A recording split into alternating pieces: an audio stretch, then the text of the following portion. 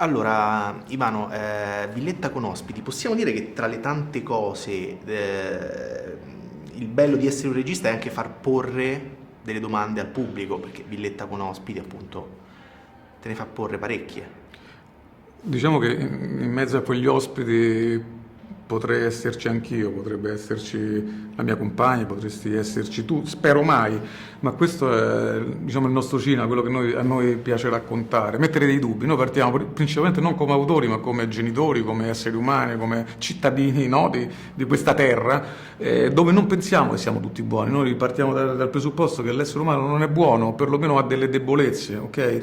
Ecco, quello che a noi interessa raccontare è non il cattivo e presentarlo come cattivo, ma prendere colui che dovrebbe essere buono, perlomeno che si pensa essere buono, e andare a cercare il neo, la macchia, no? La metastasi. Ecco, questo è quello che cerchiamo di raccontare. Spero di non dover mai andare in ospedale a farmi curare una di queste brutte metastasi. Ecco. Ecco, perché poi ci sono dei personaggi, appunto, come dicevi tu,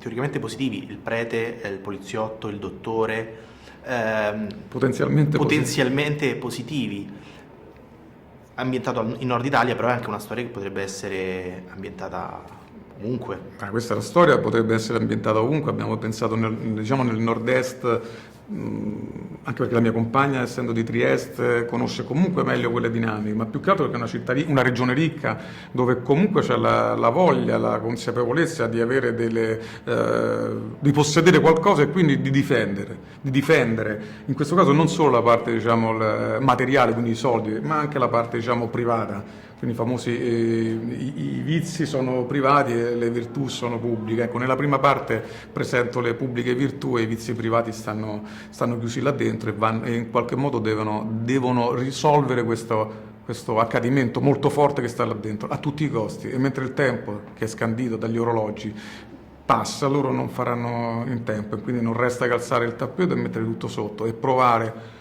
con la parte brutta, con la parte venale, con i soldi a comprare un silenzio e a rimandare fuori e espellere questo elemento estraneo che si è insinuato dentro la loro vita. Ecco, ci sono tanti attori bravissimi, Giallini, Massimiliano Gallo, Erika Blanc. Come hanno reagito alla sceneggiatura quando l'hanno letto? Cosa ti hanno detto, la loro prima impressione? Io sono stato contento perché l'attore spesso comunque la legge, aspetti, ci sono tante cose da fare.